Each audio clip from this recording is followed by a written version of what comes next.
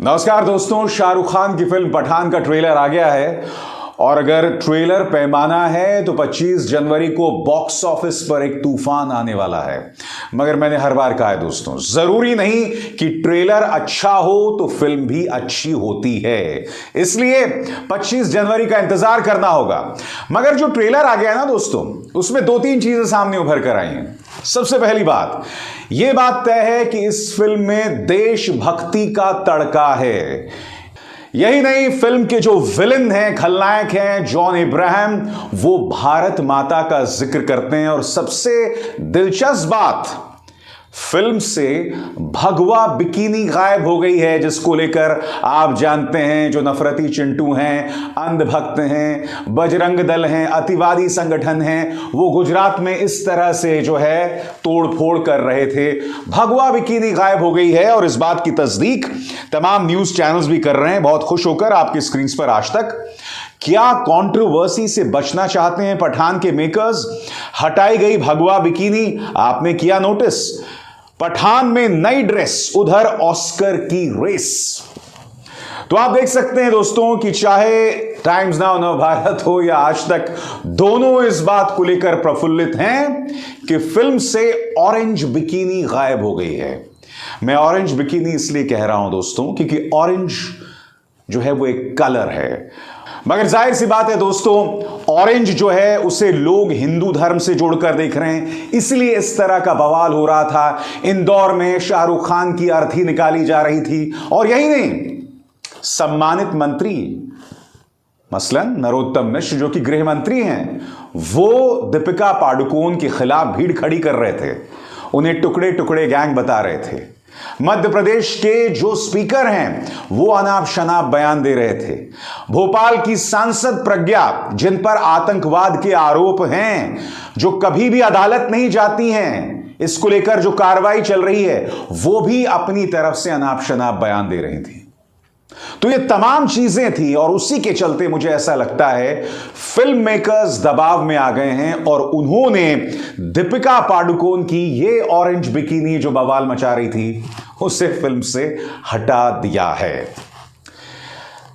Trailer से जो इशारे मिल रहे हैं और जिस तरह से ऑरेंज बिकिनी को हटाया गया दोस्तों, एक बात तय हो गई है कि शाहरुख कहीं ना कहीं इस बात से डरे हुए थे या फिर फिल्म मेकर्स इस बात से डरे हुए थे कि अगर ऐसा नहीं किया गया, नंबर एक, फिल्म का सेंसर बोर्ड उसे क्लियर नहीं करेगा। क्योंकि आप जानते हैं कि सेंसर बोर्ड के प्रमुख हैं spoon Joshi, I mean to say Prasoon Joshi, जो सरकार के चाटुकार नंबर एक हैं। क्योंकि आपको याद होगा लंदन में प्रधानमंत्री का इंटरव्यू करते हुए इन्होंने क्या कहा था? एक फकीरी है आपके स्वभाव। जी हां, फकीरी की बात कही थी दोस्तों। तो प्रसून जोशी ने भी अपनी तरफ से बाकायदा हिदायत दी थी कि आप कई सीन्स हटाइए, जो बेशर्म रंग है उसमें तब्दीलियां लाइए, उसी के बाद हम फिल्म को पारित करेंगे। तो फिल्म में ये तमाम तब्दीलियां की गई हैं।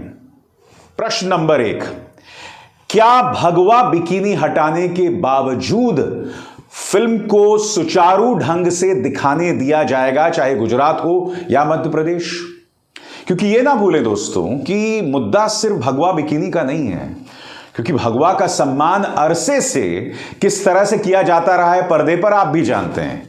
इनके जो अपने पसंदीदा अभिनेता हैं, चाहे वो अक्षय कुमार हों या मनोज तिवारी हों या फिर वो जिंदगी झंडबा फिर भी घमंडबा माननीय सांसद रवि किशन हो या निरहुआ हो, इन सब ने अपनी फिल्मों में भगवा का या ऑरेंज कलर का क्या सम्मान किया, आप सब जानते हैं। मुद्दा वो नहीं है। शाहरुख खान के साथ मुद्दा कुछ और है के बेटे को, मगर वो व्यक्ति 1 महीने तक जेल में रखा था बगैर किसी गुनाह के। खुद नारकोटिक्स कंट्रोल ब्यूरो ने कहा कि कोई प्रमाण नहीं है, अदालत ने कहा कोई प्रमाण नहीं है।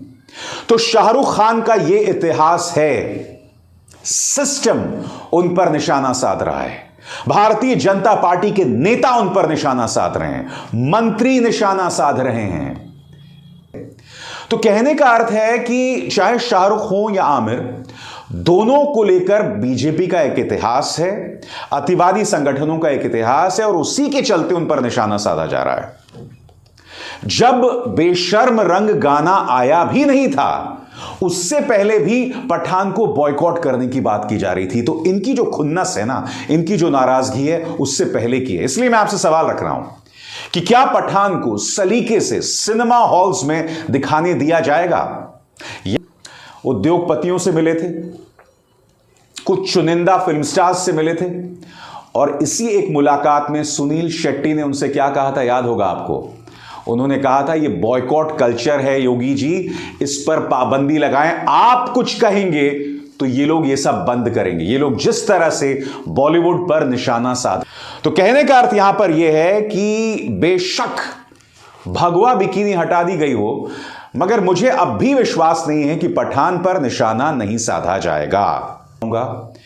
ट्रेलर से आप कभी भी इस बात का अंदाजा नहीं लगा सकते कि फिल्म अच्छी है या बुरी है। वो तो फिल्म आएगी तभी हमें देखना पड़ेगा।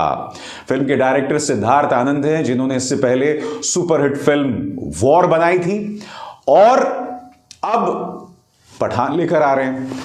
शाहरुख खान इस वक्त लगभग उसी हालात का सामना कर रहे हैं जिन हालात का सामना अमिताभ बच्चन ने 90 के दशक में की थी। मेरे हिसाब से बॉलीवुड में परिवारवाद होता है। मेरे हिसाब से बॉलीवुड जो है वो कम टैलेंटेड लोगों को भी कई बार आगे बढ़ाती है, मगर बॉलीवुड में वही बना रहता है जिसमें टैलेंट होता है।